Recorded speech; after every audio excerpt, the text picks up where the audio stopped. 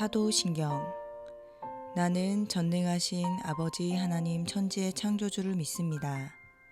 나는 그의 유일하신 아들 우리 주 예수 그리스도를 믿습니다. 그는 성령으로 잉태되어 동정녀 마리아에게서 나시고 본디오 빌라도에게 고난을 받아 십자가에 못 박혀 죽으시고 장사된 지 사흘 만에 죽은 자 가운데서 다시 살아나셨으며 하늘에 오르시어 전능하신 아버지 하나님 우편에 앉아 계시다가 거기로부터 살아있는 자와 죽은 자를 심판하러 오십니다. 나는 성령을 믿으며 거룩한 공교회와 성도의 교제와 죄를 용서받는 것과 몸의 부활과 영생을 믿습니다. 아멘.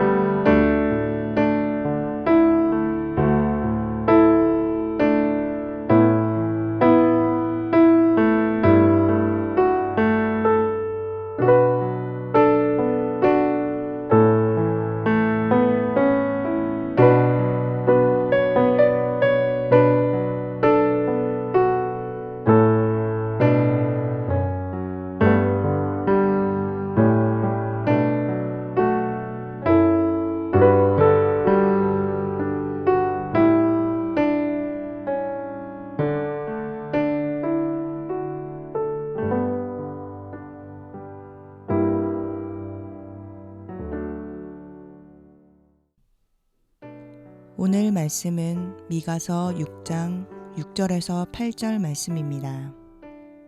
내가 주님 앞에 나아갈 때에 높으신 하나님께 예배드릴 때에 무엇을 가지고 가야 합니까? 번제물로 바칠 1년 된 송아지를 가지고 가면 됩니까? 수천 마리의 양이나 수만의 강줄기를 채울 올리브 기름을 드리면 주님께서 기뻐하시겠습니까? 내 허물을 벗겨주시기를 빌면서 내 맏아들이라도 주님께 바쳐야 합니까? 내가 지은 죄를 용서하여 주시기를 빌면서 이 몸의 열매를 주님께 바쳐야 합니까? 너 사람아, 무엇이 착한 일인지를 주님께서 이미 말씀하셨다. 주님께서 너에게 요구하는 것이 무엇인지도 이미 말씀하셨다. 오로지 공의를 실천하며 인자를 사랑하며 겸손히 내 하나님과 함께 행하는 것이 아니냐. 아멘.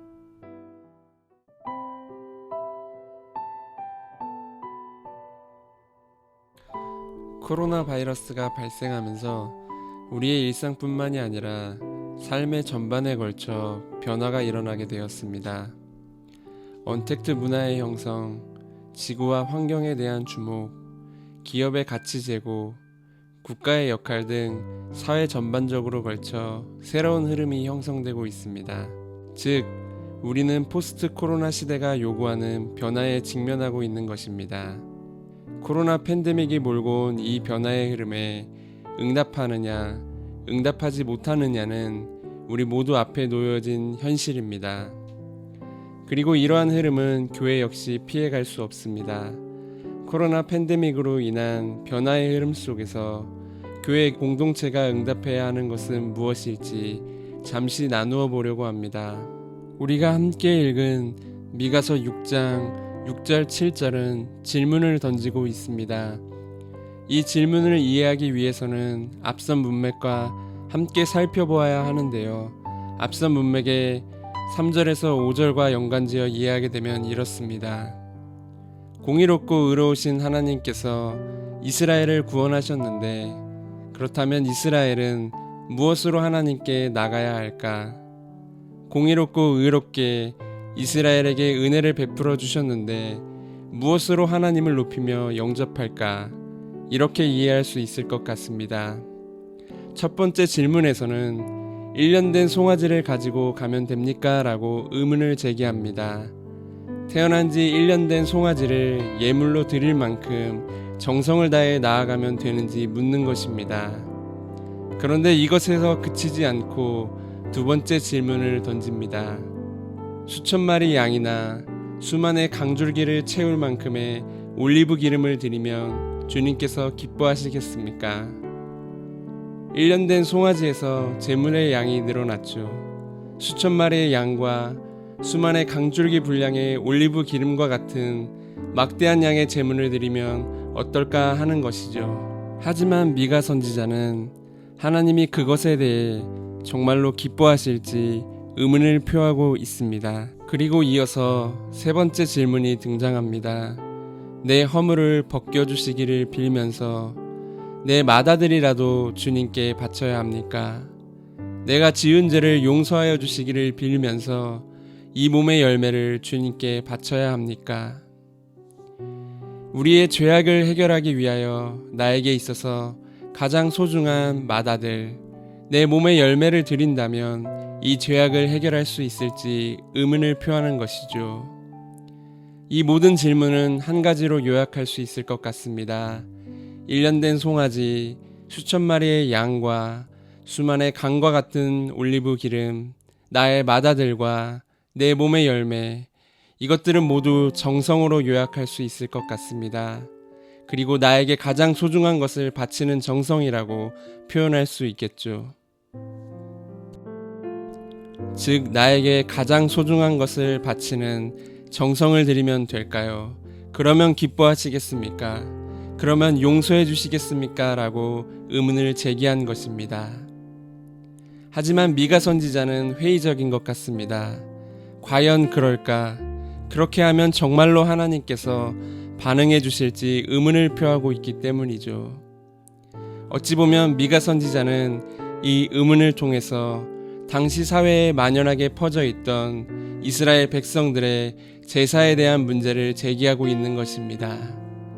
이스라엘 사람들이 그렇게 지극정성으로 예물을 드리고 제사를 드리는 것을 과연 하나님이 기뻐하시는 것인지를 지적하고 있는 것이죠. 진정으로 하나님께서 원하시고 기뻐하시는 것이 무엇인지 찾기 위함인 것입니다. 그런데 미가 선지자의 이러한 의문은 이 시대에도 동일하게 적용이 될 수 있을 것 같습니다. 오늘날의 교회 역시 이러한 정성을 요구하고 심지어는 강요하고 있기 때문이죠.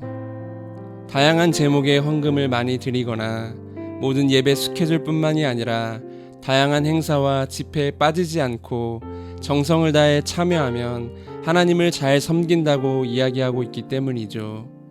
어느샌가 우리의 믿음은 정성이 척도가 되는 종교가 되어버렸습니다. 그리고 미가 선지자가 죄의 문제에 대해 의문을 제기한 것처럼 죄의 문제에 있어서 맏아들 예수 그리스도의 죽음을 고백하고 내세웁니다. 예수 그리스도가 십자가에서 흘린 피만 있으면 나는 깨끗하다고 생각하는 것이죠. 이 피만 있으면 죽은 후에 천국에 갈 것이 보장되어 있다고 생각합니다. 그래서 우리의 믿음은 정성과 피, 이 두 가지만 있으면 되는 종교가 되어버렸습니다.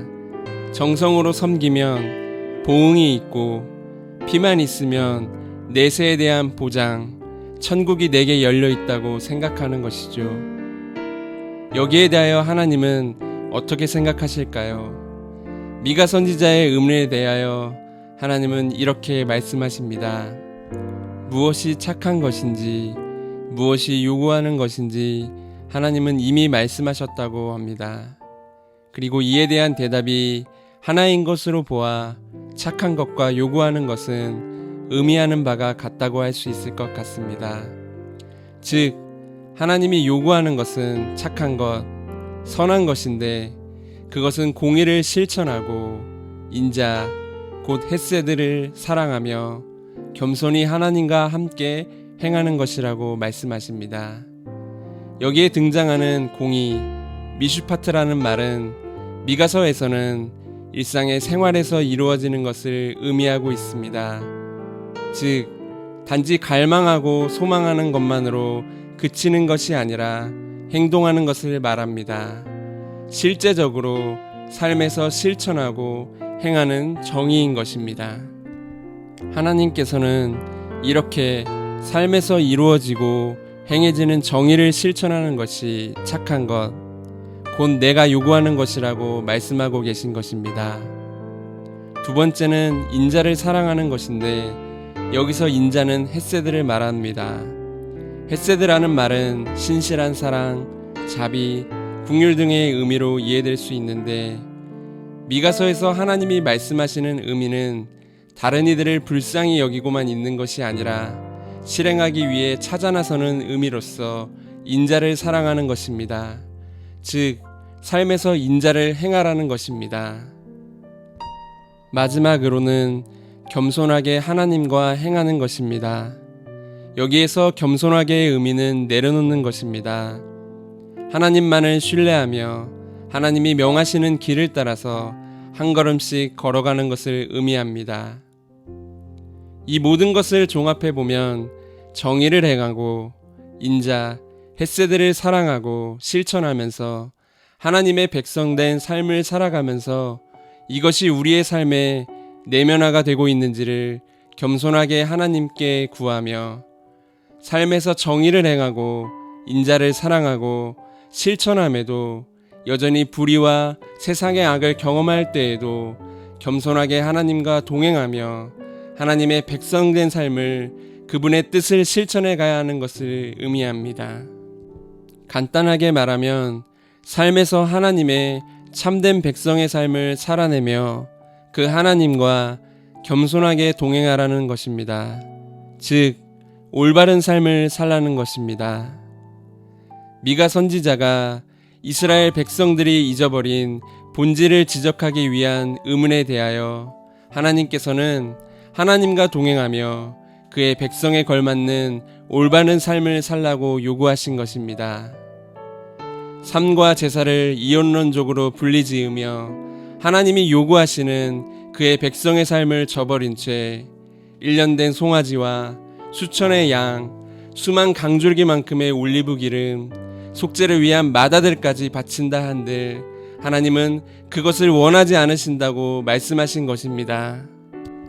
그리고 이 하나님의 말씀은 지금 이 시대에도 동일합니다.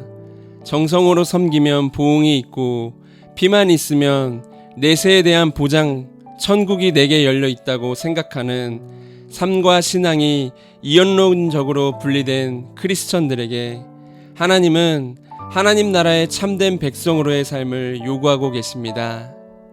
하나님이 요구하시는 대로 정의를 행하며 인자, 헷세들을 사랑하고 실천하며 겸손하게 하나님과 동행하는 하나님의 참된 백성으로의 삶에 순종하지 못한다면 그 사람은 참된 하나님의 백성이 될 수 없을 것입니다. 하나님께서는 지금도 하나님을 사랑하는 자들에게 참된 하나님 나라 백성의 삶을 요구하고 계십니다. 그리고 이러한 삶은 하나님만 원하는 것이 아니라 신앙에 대해 불신하는 포스트 코로나 시대 사회가 요구하는 것이기도 합니다. 믿는다면 믿는 대로 사는 삶을 살아보라는 것이죠. 하나님이 요구하시며 시대가 요구하는 이 삶의 요구에 우리가 응답해야 할 것은 참된 하나님의 백성으로서의 삶입니다. 교회가 이 땅에 존재하는 이유는 이러한 삶을 살아가는 이들이 이러한 삶을 살아갈 수 있도록 서로 위로하고 격려하며 이를 통해서 하나님 나라의 복음을 전하기 위함입니다. 이 땅의 교회는 하나님의 요구와 시대의 요구에 응답해야 합니다. 참된 백성으로서의 삶으로 우리가 응답할 때 하나님이 기뻐하시며 우리 삶의 빛을 보고 열방이 하나님께로 돌아오게 될 것입니다.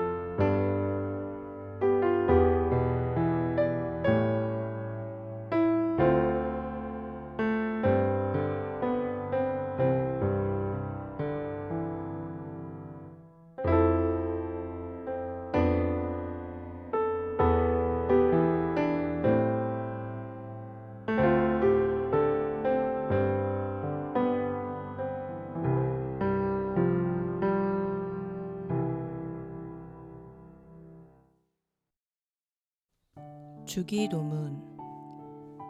하늘에 계신 우리 아버지의 이름을 거룩하게 하시며 아버지의 나라가 오게 하시며 아버지의 뜻이 하늘에서와 같이 땅에서도 이루어지게 하소서. 오늘 우리에게 일용할 양식을 주시고 우리가 우리에게 잘못한 사람을 용서하여 준 것 같이 우리 죄를 용서하여 주시고 우리를 시험에 빠지지 않게 하시고 악에서 구하소서. 나라와 권능과 영광이 영원히 아버지의 것입니다.